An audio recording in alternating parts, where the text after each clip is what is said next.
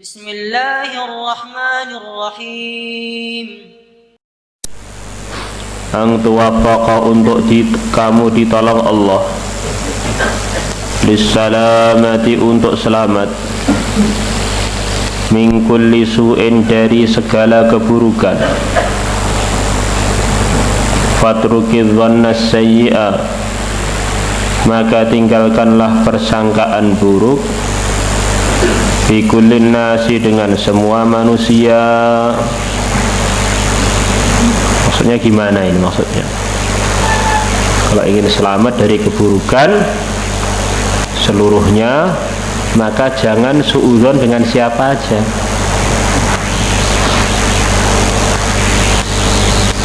Wallahu a'lam. Di antara maksudnya termasuk tertibnya muasyarah, bergaul yang benar dengan orang-orang iman. Kita ini aslinya orang-orang iman itu adalah orang yang layak untuk dibaiki sangka. Al-aslu barok. Aslinya orang-orang itu bersih dari segala tuduhan yang buruk, segala tanggungan. Aslinya begitu itu. Maka kalau terjadi satu hal yang menyebabkan kita bersangka, usahakan pertama kali nyangka ini adalah persangkaan yang baik. Kecuali hal-hal yang memang menurut agama itu melanggar, maka kita memang nggak boleh bersangka baik, karena ini sudah dimurkai Allah. Ada orang datang ke rumah kita tanpa izin masuk, kemudian tidur di kamar istri kita. Ini husnudzan ya, husnudzan ini. Husnudzan bukan pada tempatnya. Ada orang boncengkan anak perempuan kita, masya Allah suka ikram ini. Ini bukan pada tempatnya. Jelasnya asas yang muasyarah itu husnudzan, aslinya begitu itu, kecuali hal-hal yang memang nggak boleh dihusnudzani. Orang yang langgar agama, tertibnya tidak benar menurut agama, atau orang yang memang bukan beragama Islam. Karena ada hadis-hadis menceritakan kalau ada orang kafir dengan orang iman bersepi-sepi di satu tempat, maka orang kafir tadi dalam hatinya terbetik ingin membunuh orang Islam tersebut. Memang itu sudah nas hadis. Orang kafir dengan iman itu selalu ada tabrakan. Orang kafir ini tetap harus kita hati-hati dengan mereka. Mereka dengan Allah saja nggak takut, nggak beriman. Ini sudah puncaknya keburukan. Seluruh keburukan dikumpulkan jadi satu, tidak bisa menandingi keburukannya kekufuran.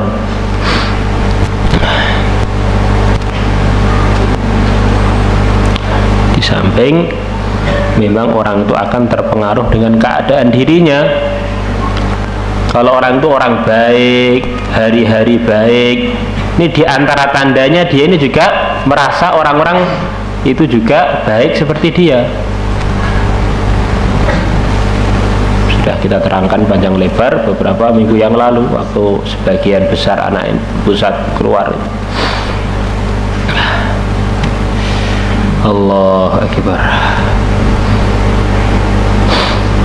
Ini orang-orang yang hari-hari ngerokok, perasaan dia semua orang ya seneng rokok seperti dia, maka dia bertamu di tempat siapa saja hadiahnya adalah rokok, ikram. Juga orang ini kalau hari-hari baik perasaan, nggak ada orang nipu, nggak ada orang yang buruk. Akhirnya dia ini banyak husnudzannya dalam kehidupannya, padahal sebetulnya banyak juga orang-orang yang buruk.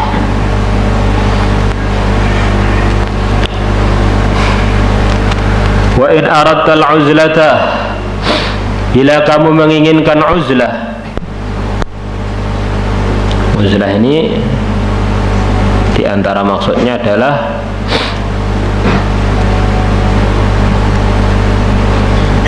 menghindarkan diri dari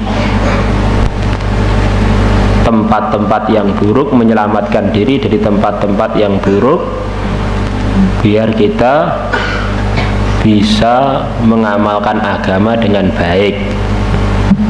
Maksudnya hasilnya begitu itu. Seperti sejarah pertama kali berdirinya pesantren, kurang lebihnya ya Abul Hasan An-Nadwi ini mengatakan kurang lebihnya berdirinya ribat atau pesantren-pesantren itu diawali dengan kerisauan yang ada di kalangan orang-orang yang amal agama. Sekarang ini di mana-mana terjadi kemerosotan, terjadi kerusakan. Maka bagaimana kita ini orang-orang yang ingin kebaikan ini bisa kumpul dalam satu tempat yang terpisah dengan umumnya orang yang ada, biar kita ini lebih mudah untuk amal agama. Sejarahnya berdirinya pesantren kurang lebih begitu itu. Maka orang-orang yang ada fikir untuk perbaikan, mereka uzlah, menyingkir dari masyarakat umum untuk buat satu suasana kebaikan.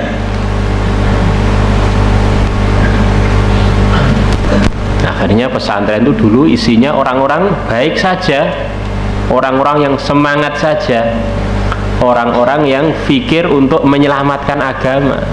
Ini fungsinya pesantren itu memang suasananya beda dengan suasana di luar pesantren. Asasnya itu isinya orang yang datang untuk amal, datang untuk menyelamatkan agamanya biar nggak terpengaruh dengan suasana-suasana di luar pesantren. Allah. Maka pesantren itu untuk orang-orang khusus karena mereka punya kerisauan khusus. Hari berganti hari, orang-orang lupa fungsinya pesantren. Akhirnya anak-anak nakal malah dikirim ke pesantren. Pesantren dulu kumpulannya wali, bukan kumpulannya anak-anak terbuang, anak-anak yang nggak pandai, yang sudah nggak bisa diatur, disekolahkan umum nggak maju, dipaketkan ke pesantren. Akhirnya pesantren itu tempatnya Bromo Corah, bajingan, tempatnya para orang-orang yang biadab, biakhlak, preman-preman dan premanah. Laki-laki preman, perempuan premanah. Maka kita ini ingin memfungsikan pesantren itu seperti awal fungsinya, yaitu tempat mujahadah, tempat amal agama dengan sebenarnya. Suasana zikir, suasana amal, suasana perjuangan. Di hari berganti hari, zaman tambah buruk, maka orang duduk di pesantren tok ternyata nggak kuat. Begitu pulang ke rumah terpengaruh lagi oleh suasana di rumah masing-masing, di kampung masing-masing. Maka perlu ada satu gerak yang menyebabkan orang itu bisa membawa suasana pesantren ke mana saja dia berada. Maka perlunya gerak dakwah. Di mana saja akhirnya dia ini memperjuangkan suasana kebaikan. Sepertinya kumpul dengan masyarakat umum, tapi sebetulnya dia ini uzlah, punya acara sendiri. Orang-orang rame-rame fikir dunia, dia ngajak orang untuk fikir akhirat. Orang-orang ramai mengkosongkan masjid, dia meramaikan masjid. Orang-orang sibuk lalai, dia sibuk zikir.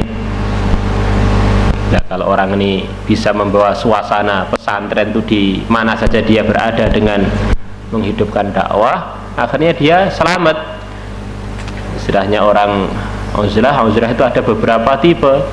Ada al-khalwah fil jalwah, sepertinya kumpul dengan banyak orang, tapi sebetulnya dia ini uzlah, punya acara sendiri yang tidak ikut-ikutan kerusakan yang ada. Karena kita lihat diri kita ini kalau di pesantren alhamdulillah lumayan baik. Tapi begitu kita keluar dari pesantren tidak ada membawa suasana pesantren itu, jadi kembali lagi ke suasananya masing-masing, keawamannya masing-masing. Wallahu a'lam. Fatruk, maka tinggalkanlah al-i'timadah, untuk bersandar alan nas, atas manusia. Ya, hakikatnya uzlah sebetulnya begitu itu. Kalau kamu ingin uzlah, maksudnya sejatinya menyingkir dari makhluk, maka hati kamu itu jangan ada tergantung pada selain Allah. Ada orang datang, Pak saya mau boyong. Kenapa boyong? Saya nggak kuat ujiannya di pondok. Nah kalau kamu pulang apa nggak diuji? Ya diuji juga, tapi kan ada yang bantu. Siapa yang bantu kamu? Ayah ibu saya. Udah berapa tahun di Al-Fatah, Leh? 5 tahun. Waduh, ini kalau ayah ibu kamu mati, nanti yang bantu kamu siapa? Langsung diam ya. Jadi kadang-kadang orang ini lama dalam kebaikan, tapi beliau ini belum merenungkan keyakinan yang benar kepada Allah itu bagaimana. Selama kita ini masih belum masuk surga, terus akan ada ujian. Dan yang bisa menyelesaikan ujian adalah yang datangkan ujian, hanya Allah saja. Orang tua mau mati, orang tua kan umurnya lebih tua dari kita. Kalau orang itu bergantung pada orang tuanya seharusnya malu, karena dia ini sudah lebih dekat kuburan dari kita. Biasanya gitu, lebih lemah dari kita. Wa tawakkal 'ala Allah, dan bersandarlah kamu 'ala Allah, atas Allah.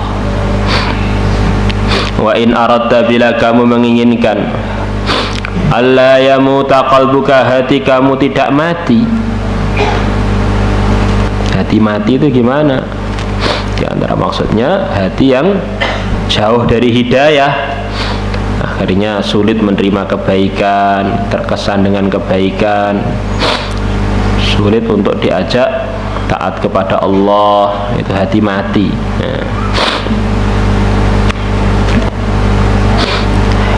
Faqul, maka katakanlah, kulla yaumin, setiap hari, arba'ina marratan, 40 kali, ya hayyu ya qayyum, la ilaha illa anta.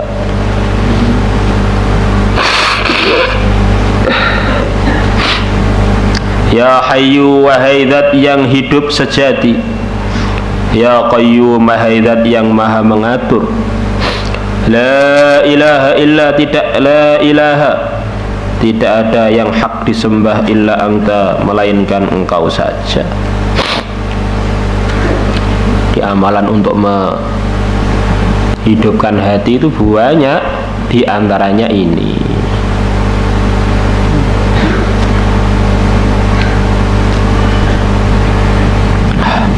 Di antaranya lagi adalah menghidupkan malam Idul Adha, Idul Fitri dengan amalan.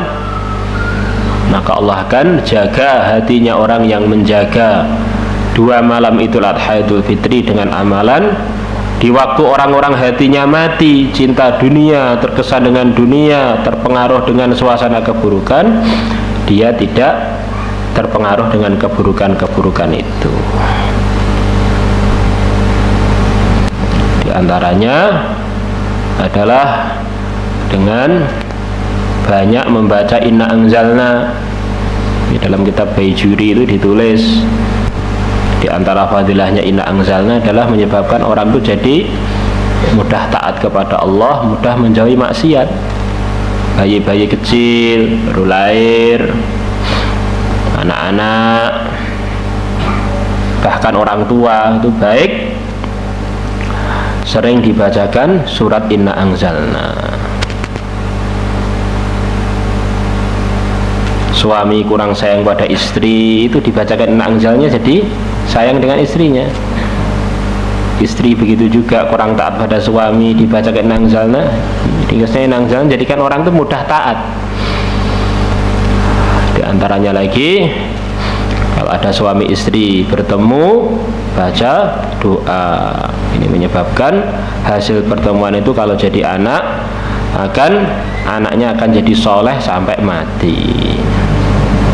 Di antara sebabnya sebagian dari yang hadir atau yang dengar atau yang bicara itu nakal, itu di antara sebabnya karena ayah ibunya dulu waktu ketemu itu lupa doa. Akhirnya anaknya mudah digoda oleh setan. Nah, sekarang sudah terlanjur sebagaimana? Nggak ada istilah terlanjur. Selama nyawa belum lepas dari badan, ada kesempatan untuk perbaikan. Banyak baca doa, niatnya mengqadha doanya orang tua dulu yang lupa. Banyak amalan, niatnya mengqadha amalannya orang tua dulu kalau ada lupanya. Allahu Akbar. La ilaha illallah wallahu akbar. Ya, seperti para sahabat sebagian, mereka hidup dalam suasana-suasana kemusyrikan jahiliyah.